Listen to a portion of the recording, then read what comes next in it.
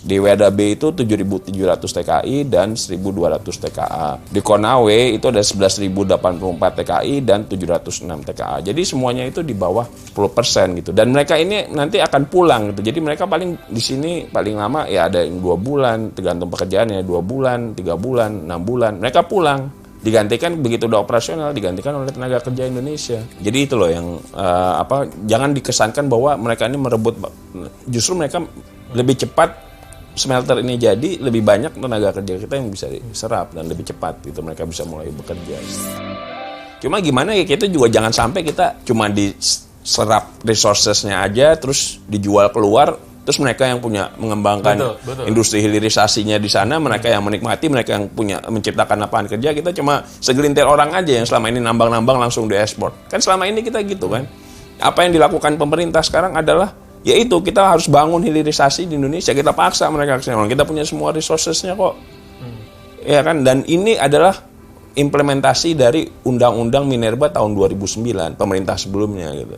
Yang dilakukan sekarang adalah kita mengeksekusi itu gitu. Jadi memang dari zaman dulu pun itu kita udah sepakat, kita harus hilirisasi gitu. Karena kalau enggak kita cuma ekspor aja. Kita mau ya kayak gitu kan nggak mau. Saya sih nggak mau gitu. Betul. Karena kalau dulu tuh raw materialnya ini nikel dalam hal ini cuma kita ekspor mentah gitu aja, yang olah orang lain gitu maksudnya. Orang lain, mereka yang dapat pekerjaan, mereka yang menguasai teknologinya gitu. Jadi sekarang sama Pak Luhut dipaksa mereka gitu kan bangun di sini gitu. Jadi gitu loh, bangsa kita tuh harus kompak gitu. Ini janganlah mau diadu domba gitu. Ada segelintir orang yang menikmati memang gitu sama ini ekspor aja. Ya udah kalau diekspor ya nanti tanahnya bolong segala macam, merusak lingkungan ya. Ya yang kaya situ-situ aja gitu kan. Jadi belum nyampe itu Pak ya ke belum, Indonesia belum. Ya. Yang melatus ini belum nyampe. Nah,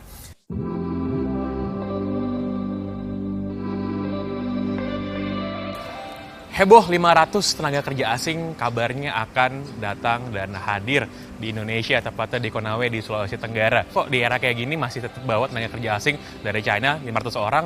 Nah, daripada cuman gosip doang, kenapa kita nggak langsung ngobrol dengan juru bicara Kemenko Maritim dan Investasi, Jody Mahardi.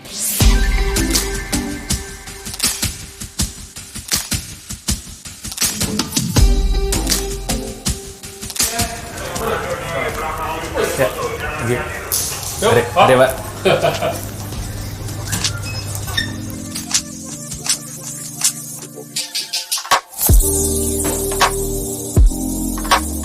Halo, selamat datang. Nama saya Pangeran Syahan. Saya sekarang bersama dengan juru bicara Kemenko Maritim dan Investasi, Bapak Jody Mahardi. Thanks for having me, Pak. Oh, thank you for coming here.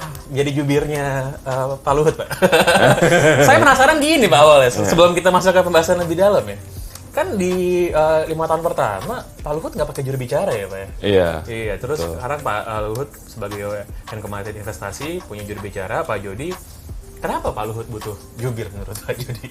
Ya mungkin saya ceritain dulu aja ya, gimana saya juga dulu bisa kenal sama Pak Luhut. Awalnya kan sebenarnya saya diplomat ya dari Kementerian Luar Negeri, ditempatkan di KBRI Washington. Nah di sana saya seringlah berinteraksi dengan Pak Luhut karena Pak Luhut bahkan sebelum Pak Luhut menjadi KSP itu beliau udah ada urusan ke Amerika, ke Washington DC. Jadi disitulah saya kenal beliau gitu kan. Nah, setelah sekian lama, saya 4 tahun lah, itu awal-awal waktu itu 4 tahun yang lalu. 4 tahun saya di sana di Washington DC. Nah itu sebelum KSP saya udah kenal beliau. Terus pas selesai saya penugasan, ya Pak Luhut minta saya gabung kan. Bukan sebagai juru bicara sebetulnya, sebagai staffnya aja gitu kan. Bantu segala macam urusan lah, lebih banyak urusan luar negeri gitu. Nah kemudian ya mungkin Pak Luhut merasa ya terus-terusan beliau nih ke media juga kadang-kadang ya beliau kan juga pengen ada komunikasi terus dengan media, tapi juga ada hal-hal yang beliau ya pengen waktu untuk bisa fokus dalam bekerja gitu ya, dan menghindari hal-hal yang mungkin sifatnya kontroversial kayak gitu kan. Jadi beliau bilang ya udahlah kita tunjuk jubir aja gitu. Nah beliau mungkin karena saya sehari-hari juga udah banyak mendampingi dan melihat aktivitas beliau termasuk di pekerjaan segala macam, jadinya beliau ya udahlah kamu aja jadi juru bicara gitu. Jadi sebetulnya dadakan juga jadi juru bicara itu ya gitu kan, nggak plan lah gitu kan. Tapi ya I take it as ini aja kehormatan gitu. Walaupun saya terus terang aja saya juga bukan orang media sebetulnya gitu kan. Tapi saya didukung sama tim yang kuat lah, sama teman-teman di sini gitu. Jadi saya ya I'm learning gitu ya, tapi ya berusaha lah gitu kita melakukan yang terbaik gitu. Kalau ngetik nama Pak Jody ya di Google, itu mungkin urutan 2, urutan ketiga itu adalah top inquiry-nya Jody Mahardi siapa, Pak? dan yang serunya adalah begitu di Google, nggak banyak informasi yang keluar soal Pak Jody gitu. Jadi wajar dong Pak ya kalau banyak yang kepo gitu. Pak Jody siapa nih? Bisa tiba-tiba jadi jubir gitu. Ya emang bukan siapa-siapa ya gitu ya. Justru saya juga ya emang sebetulnya kalau boleh jujur ya, saya mau juga ya udahlah low profile aja gitu kan. Cuma ya udahlah tugas dari pimpinan begitu ya kita laksanakan sebaik-baiknya gitu. Cuma ya memang ya saya kan ya dari lama berkarir di Kementerian Luar Negeri gitu ya, bukan politikus, bukan pengamat, bukan apa gitu kan. Jadi ya mungkin ya itulah kenapa nggak kalau di Google nggak ada siapa saya gitu. Interesting loh. Kan kalau Pak Menteri ini, Pak Luhut kan dikenal sebagai pribadi yang kasih statement pun tegas gitu kan, berwibawa sekali, saklek banget lah pokoknya. Itu juga karakter yang sama gitu yang harus ditonjolkan oleh Pak Jody sebagai jubir beliau. Ya mungkin in a way ada itunya juga kali ya, karena sehari-hari kan ya saya berinteraksi dengan Pak Luhut gitu. Mungkin kadang-kadang ada kebawa juga gitu loh faktor Pak Luhut harus tegas ya, namanya sebagai juru bicara kadang-kadang kita mungkin ada kebawa itunya juga gitu. Tapi ya sebisa mungkin lah saya berusaha memainkan peran ya. Kadang-kadang Pak Luhut kan orangnya terkesan galak gitu kan, padahal sebetulnya enggak gitu. Kalau kita mengenal dekat dengan beliau, wah itu yang sangat very surprising juga. Mungkin Mas Pange juga dulu kan pernah wawancara Pak Luhut gitu ya. Hangat sih, hangat orangnya sebenarnya, sangat caring gitu, dan jauh dari persepsi orang yang angker segala macam tuh nggak kayak gitu Pak. Nice. Oke, sekarang kita akan menuju ke menu utama pembicaraan kita pada hari ini. Kita akan ngomongin soal 500 tenaga kerja asing dari China yang nggak tahu nih Pak, udah datang atau belum itu katanya ke Sulawesi Tenggara nih, ke Konawe. Karena dari bulan-bulan lalu tuh udah heboh tuh di sosial media, ada yang nge-share videonya di Facebook, juga isunya muncul terus di dalam pers online. Tapi udah nyampe belum? Belum nyampe. Jadi waktu itu kan baru memang ada proses pengajuan izin ke Kementerian Tenaga Kerja dan sudah disetujui memang oleh Kementerian Tenaga Kerja. Tapi itu bukan untuk pada saat COVID kemarin gitu. Rencananya nanti setelah COVID restriksi COVID ini diangkat, ya baru itu mereka bisa datang sebagai tenaga ahli untuk percepatan pembangunan smelter di Morowali dan di Konawe. Mereka itu sebetulnya ya kan sekarang banyak di media sosial bahwa mereka merebut pekerjaan tenaga kerja Indonesia. Nggak begitu. Mereka itu justru menciptakan lapangan pekerjaan. Mereka memang tenaga ahli untuk membangun teknologi smelter RKEF yang memang dari investornya dari perusahaan Cina. Gitu kan. Ini wajar lah investor bawa tenaga kerjanya. Kayak perusahaan kita juga kayak BUMN kita gitu punya investasi bangun apartemen di Aljazair gitu. Bawa 1.500 pekerja gitu. Dan tapi ini pun memang tenaga ahli TKA Cina ini datang untuk teknologi yang ya pekerja kita belum bisa gitu loh untuk ngebangun ini, dan mungkin ya memang untuk mempercepat juga gitu. Jadi mereka tuh mungkin kalau kita mendatangkan TKA ini proses pembuatannya tuh bisa jauh lebih cepat dari yang jadwal yang mungkin dialokasikan gitu ya. Jadi ada faktor itu. Komposisi TKA dan TKI ini juga kita harus dapat gambaran ya seutuhnya gitu. Kayak di Morowali yang di Industrial Complex IMIP itu sekitar 38.000 TKA-nya ya. Dan saya ada datanya nih. 39.500 TKI, TKA-nya itu 5.500. Di WDB itu 7.700 TKI dan 1.200 TKA.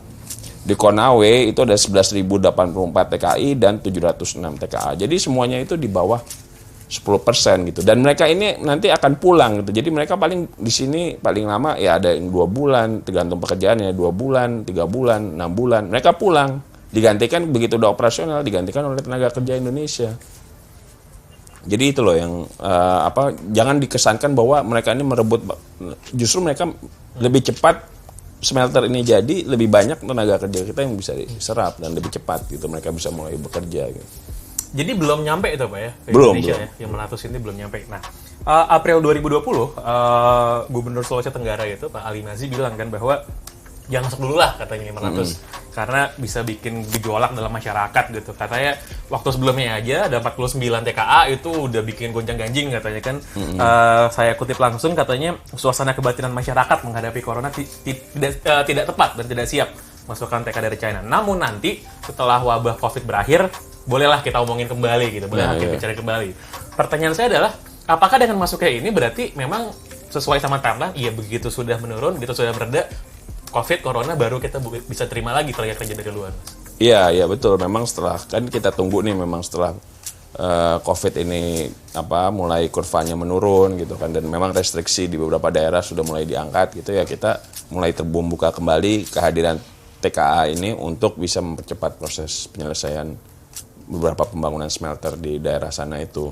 Dan yang kalau saya bisa jelaskan mengenai 49 TKA yang waktu itu gitu ya, memang itu keadaan darurat dari waktu itu yang mendatangkan tuh di Konawe ya gitu. Nah, memang untuk supaya operasional pabrik tetap bisa berjalan gitu. Tapi itu pun sudah melalui kriteria yang diterapkan di Permenkumham nomor 7 tahun 2020. Mereka harus melalui proses karantina di negara ketiga, negara yang bebas COVID, kemudian mereka harus begitu nyampe ke sini, di Indonesia mereka harus dikarantina lagi 14 hari. Itu semua sudah dilalui. Jadi udah melalui proses dan prosedur yang ditetapkan di peraturan dan perundangan. Masih ada resistensi nggak, Mas, dari pemerintah daerah? Resistensi dari pemerintah daerah, kalau mereka komunikasi secara ini ya, bukan di publik lah, bukan di media atau apa, kita komunikasi informal ya, mereka memahami pentingnya TKA ini gitu. Mungkin ya ada baiknya juga gitu loh ya, pengamat-pengamat atau media gitu bisa melakukan kunjungan gitu langsung ke daerah sana gitu. Interview deh penduduk di sana, interview mereka yang punya restoran, tempat makan di sana, yang punya kos-kosan di sana. Dampaknya industri terhadap perekonomian dan multiplier efek kepada masyarakat di sana gitu. Banyak, besar sekali dampaknya gitu. Jadi tadi kalau belum nyampe, kapan Mas nyampenya kira-kira? Kita ya mungkin Juli ya, mulai Juli kita akan mulai bertahap berdatangan TKA yang kita butuhkan untuk penyelesaian lebih cepat proses smelter di sana. Ada dua perusahaan yang akan menaungi nanti 500 TKA tersebut. Ada Virtue Dragon Nickel Industry dan juga Obsidian Stainless Steel. Yang menarik, Mas, ada dari sebuah artikel tahun 2016 itu yang bikin Nikkei Asian Review. Presiden Virtue Dragon ini, Andrew Zhu, bilang bahwa tahap pertama mereka akan investasi 1 miliar USD dan itu sudah selesai kalau nggak salah, Mas. Sudah diresmikan tahun 2017 itu. Sudah diresmikan oleh pemerintah. Dan dia bilang nanti di awal akan memakai 1.000 pekerja lokal Indonesia, lalu 2.000-3.000 TKA dari China, dan nanti secara gradual akan dikurangi yang dari China, lalu berkomitmen melatih para pekerja lokal untuk nanti mengambil alih semuanya gitu. Itu sesuai dengan apa yang juga dinyatakan oleh pemerintah. Namun pertanyaannya, Mas, adalah kalau secara gradual akan dikurangi tahun 2.000-3.000, jadi ini memang dalam rencana dulu 2.000-3.000, sekarang 500 gitu. Yang nanti pada akhirnya akan berkurang dan apakah nanti akan jadi nol? Oh ya betul, memang rencana pemerintah itu adalah ya mengembangkan sumber daya manusia lokal kita gitu loh, untuk bisa melakukan pekerjaan yang selama ini dilakukan oleh TKA gitu. Karena gini, pertama buat investor it's very costly gitu loh, kalau mereka harus mendatangkan tenaga kerja dari Cina juga. Lebih baik tenaga kerja lokal. Kenapa? Karena mereka harus bayar housing segala macam kan, dan proses pindah segala macam itu it takes a lot of money gitu. Nah, win-win lah buat kita. Mereka sekarang bangun politeknik di Morowali ini contohnya. Mereka bangun politeknik dan master plan-nya itu adalah kita berharap bisa memproduksi wisudawan S1 itu sekitar 600 orang gitu. Nah itu di bidang-bidang teknik yang memang dibutuhkan industri hilirisasi ini gitu. Nah itu secara bertahap. Memang sekarang baru bisa mewisuda tuh 240-an mahasiswa lah gitu. Kenapa? Karena ya mahasiswa yang bisa masuk diterima itu pun terbatas. Kenapa? Karena memang belum siap ternyata SDM. Makanya yang kita lakukan adalah sekarang memperkuat juga semua sistem pendidikan di sana dari SMP sampai SMA-nya gitu. Jadi kalau wisudawan SMP SMA ini pun bisa diterima di politeknik ini, karena standarnya kan pun harus kita jaga gitu. Ya memang ini udah berpuluh-puluh tahun sistem pendidikan kita memang terbengkalai, terutama di daerah timur sana gitu ya. Nah ini yang pelan-pelan pemerintah lakukan gitu. Kita juga udah mengirim 22 penerima beasiswa untuk belajar metalurgi ke Cina sekarang, untuk nanti mereka bisa ke sini balik ikut mengembangkan industri di sana gitu. Nah, targetnya by 2024 kita mau ada sekitar 3.000 lah yang bisa dilatih di sana. Saya punya datanya nih. Ya, 3.000 orang sampai dengan 2024 untuk program S1, S2, S3 dan program kejuruan. Jadi memang kita akan bertahap supaya kita punya kemandirian gitu. Tapi ya kita harus akui lah, memang lulusan kita masih banyak kekurangan gitu loh. Yang kita lulusan S1 teknik dan D3 teknik aja kita sangat kekurangan loh. Dengan rate sekarang ya, sekarang ini kita kekurangan 97.347 lulusan S1 teknik. Ini saya berdasarkan data Kemendikbud ya. Dan 1.888.941 D3 teknik. Proyeksinya kalau dengan peningkatan kekurangan ini per tahun, itu kita kekurangan tuh bisa sampai 1,3 juta by 2025 gitu untuk S1 teknik, dan D3 teknik bisa sampai 2,5 juta orang. Jadi memang kita punya homework gitu ya untuk bisa meningkatkan lulusan S1 teknik dan D3 teknik kita yang bisa langsung terserap oleh industri. Makanya jadi insinyur yang bisa dipakai, jangan jadi YouTuber. Iya, saya juga bukan insinyur sih, sayangnya gitu. Saya juga jadi nyesel juga gitu, pengen jadi insinyur sebenarnya. Cuman yang saya jadi penasaran gini, Pak. Para pekerja asing ini dari China yang datang ke Indonesia, dalam hal ini yang datang ke Konawe ini, itu background pendidikannya kayak tadi Pak Jody bilang, S1, S2 gitu, atau memang pekerja dalam tanda kutip pekerja kasar gitu? Ya masih banyak pekerja yang bukan level ini ya, skill gitu ya. Tapi ya memang ini yang sedang kita persiapkan. Gitu. Karena di video yang beredar di Facebook, nanti bisa ditampilin videonya. Ini video bulan April kalau nggak salah, yang nyorotin soal TKA di Sulawesi ini. Ada satu caption yang saya juga pengen minta klarifikasi dari sekarang. Katanya pekerjaan ini ditawarkan ke pekerja lokal, terus pekerja lokal nggak ada yang mau katanya. Karena terus ada videonya lah, itu di atas bukit, taruh tali, pakai safety measure segala macam. Ya pekerjaan yang dalam tanda kutip ngeri lah gitu kan, karena resiko tinggi gitu. Tapi bener Pak bahwa ini ditawarin lalu nggak ada yang mau, atau itu adalah sebuah narasi yang salah sebenarnya? Ya banyak memang pekerjaan-pekerjaan yang belum bisa dikuasai oleh ini ya. Tapi kalau yang video itu saya bisa klarifikasi juga, itu kayaknya videonya taken di China ya, bukan di Indonesia gitu. Hoax betul itu? Ya hoax lah itu. Okay. Tapi memang banyak pekerjaan yang belum bisa dilakukan oleh tenaga kerja kita gitu. Ya pokoknya kita selalu wanti-wanti kok ke industri gitu kan, ke pabrik perusahaan-perusahaan di sana, bahwa ya harus prioritaskan tenaga kerja lokal kalau memang mereka bisa gitu loh. Tapi kalau nggak bisa ya jangan sampai juga mengganggu proses produksi, operasi di sana gitu kan, karena dampaknya kan ke tenaga kerja Indonesia yang lain gitu. Jadi ya memang harus direkrut ya sesuai performance gitu. Tapi kalau umpamanya gini loh, ada yang sama-sama bisa gitu, orang lokal sama orang asing, ya pasti kita akan yang orang lokal lah gitu ya. Pemerintah nggak akan gitu loh, maksudnya mengkhianati lah gitu istilahnya, untuk kita mengedepankan tenaga kerja asing sementara masih banyak tenaga kerja Indonesia yang membutuhkan. Enggak gitu. Saya bisa jamin itu ya. Saya sehari-hari di sini lihat prosesnya gimana pengambilan keputusan. Saya jamin itu enggak ada kayak gitu. Saya sebenarnya sangat tertarik gitu kalau ngomongin soal isu TKI ini, kan ini berada di hilir gitu, di ujung ini, ingin mengerjakan sebuah proyek gitu. Gitu kita runut ke hulunya gitu, apa yang sebenarnya ingin dilakukan. Ini saya narik kesimpulan sendiri Pak ya. Jadi kalau salah mohon diluruskan. Kan seperti sudah dinyatakan oleh Pak Menteri juga, oleh Pak Luhut, bahwa lagi bangun pabrik HPAL untuk membangun industri baterai lithium gitu. Saya nggak yakin apakah teman-teman yang nonton aware apa enggak, tapi kalau suka baca berita ekonomi, berita bisnis adalah baterai lithium ini akan jadi sebuah komoditas yang sangat berharga gitu dalam 10-20 tahun lagi. Kita akan lihat mobil listrik banyak, dan itu akan butuh baterai lithium sebagai sumber energi yang terbarukan gitu. Terus saya berusaha untuk mengkonek semua dot aja gitu Pak ya. Jadi untuk bikin baterai lithiumnya, kan salah satu elemen yang penting selain lithiumnya adalah itu butuh nikel. Nikel dihasilkan paling banyak seluruh dunia adalah di Indonesia. Gitu. Jadi kalau saya sotoy nih Pak ya, jadi kalau misalnya salah mohon diluruskan. Jadi apakah kita emang pengen membuat satu added value lagi, selain kita bikin pengolahan nikel, kita bisa ekspor, lalu kita mau bikin manufaktur industri lithium juga di Indonesia, sehingga kita bisa selain minyak yang udah kita hasilkan, kita juga bisa menghasilkan juga baterai lithium gitu? Iya betul, jadi sekarang masih fokusnya memang stainless steel kan. Tapi nikel ini kan ke depan bukan ke depan, sekarang udah menjadi komoditas utama, material utama untuk lithium baterai kan. Untuk sementara EV, electric vehicle, kayak sebut aja kayak Prancis dan Swiss ya kalau nggak salah ya, mereka by 2040 itu udah nggak boleh ada combustion car gitu. Terus kemudian Eropa pun begitu, udah mulai menerapkan standar yang ketat supaya bisa melepaskan ketergantungan terhadap combustion car. Negara-negara ya umumnya lah negara-negara India bahkan 2035 kalau nggak salah mereka udah target nggak ada lagi combustion car. China is going to that direction also gitu ya.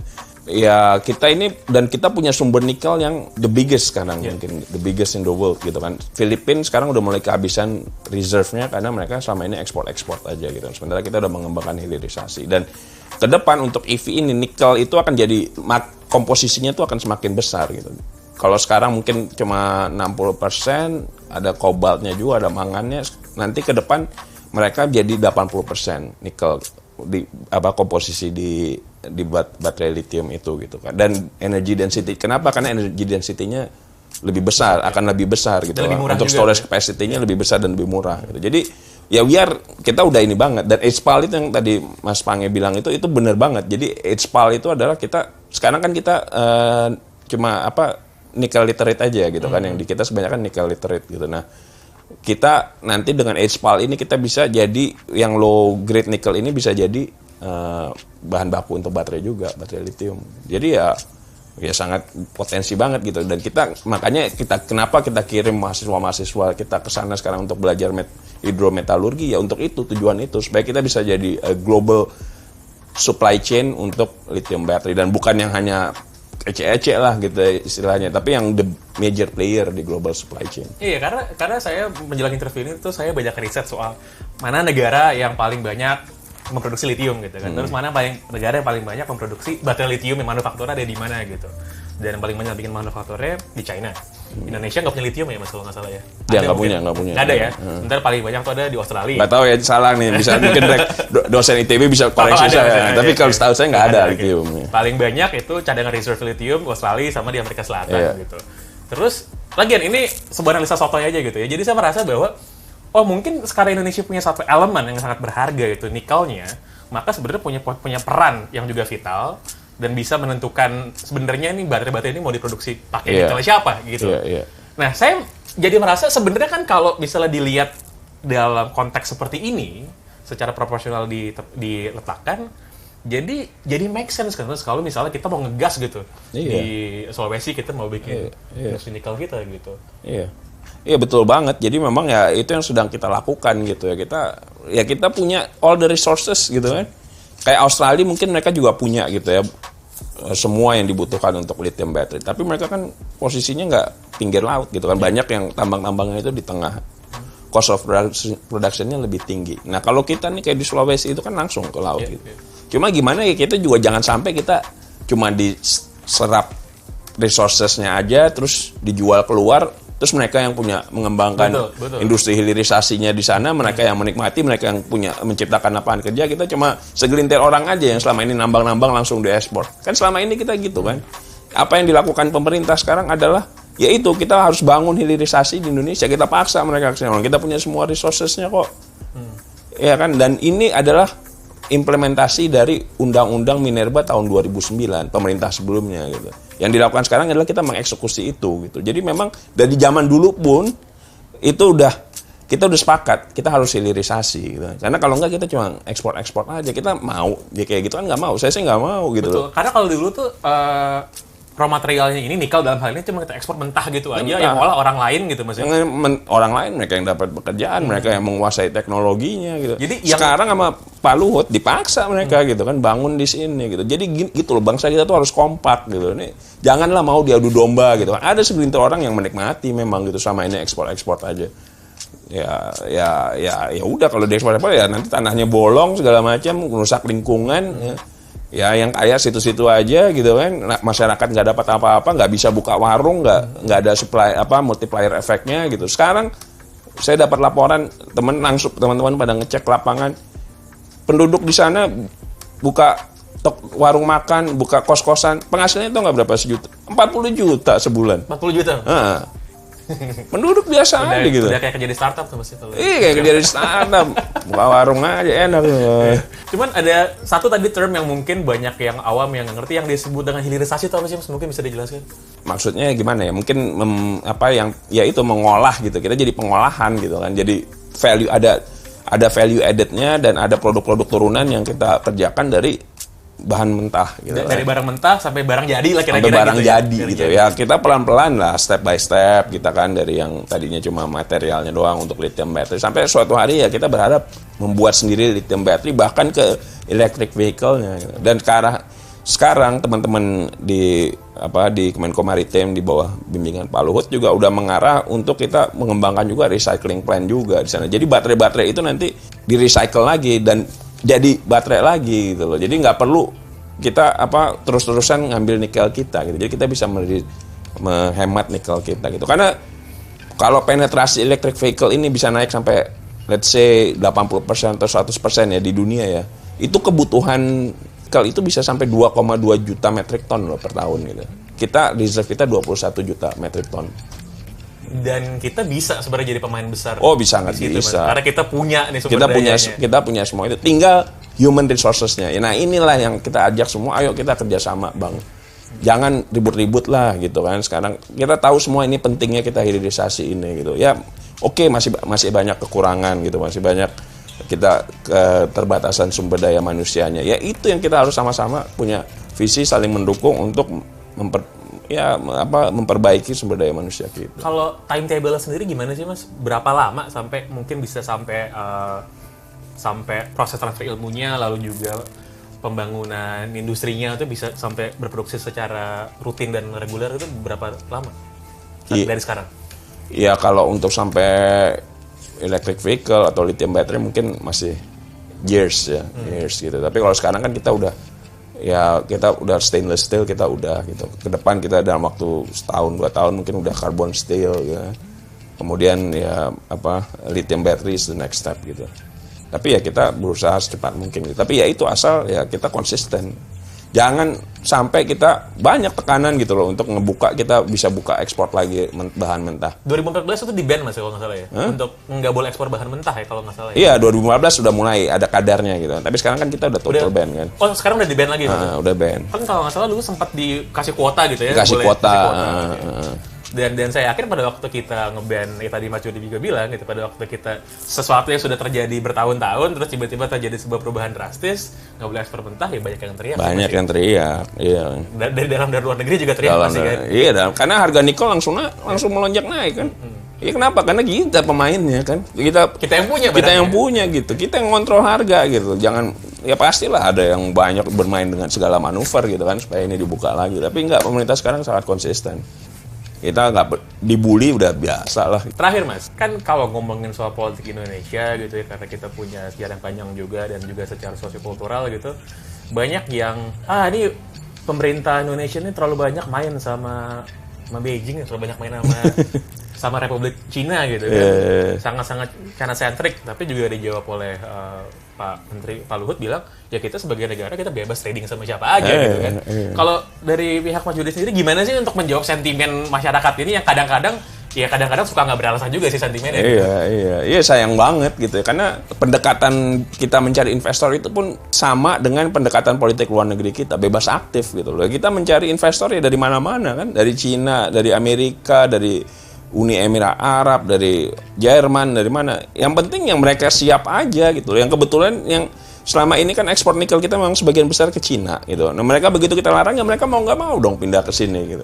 Nah, itu loh. Jadi Pak Luhut hubungannya dengan Amerika pun sangat bagus gitu kan, dan komunikasi kita dengan Amerika sangat bagus, bahkan sampai ke level White House sudah gitu kan. Salah satu penasihat terdekatnya Presiden Trump, CEO-nya US IDFC, International Development Finance Corporation, Adam Boehler, itu udah komunikasi on a regular basis saja dengan Pak Luhut gitu. Dan mereka sekarang udah siap-siap untuk juga investasi melalui Sovereign Wealth Fund kita gitu, sama dengan UAE. Jadi nggak ada lah gitu kita leaning towards China atau enggak. Yang kita kan yang penting ya siapa yang membawa investasi ke sini aja gitu, dan yang mau membuat pabriknya di sini, mau investasi di sini, menciptakan lapangan kerja di sini, kita welcome. Nggak ada preferensi negara mana gitu. Oke, jadi terima kasih banyak. Thank you, Mas. Pokoknya kalau saya rasa sih kita tetap kritis dan mengawasi pemerintah, tapi juga harus ngobrol juga sih sama government menurut saya, biar tahu gitu gimana duduk perkaranya. Dan saya rasa sudah banyak dapat informasi dan juga pengetahuan dari obrolan kita pada hari ini. Terima kasih sekali lagi Pak Jody. Thank you, Mas. Thank you. Thank you.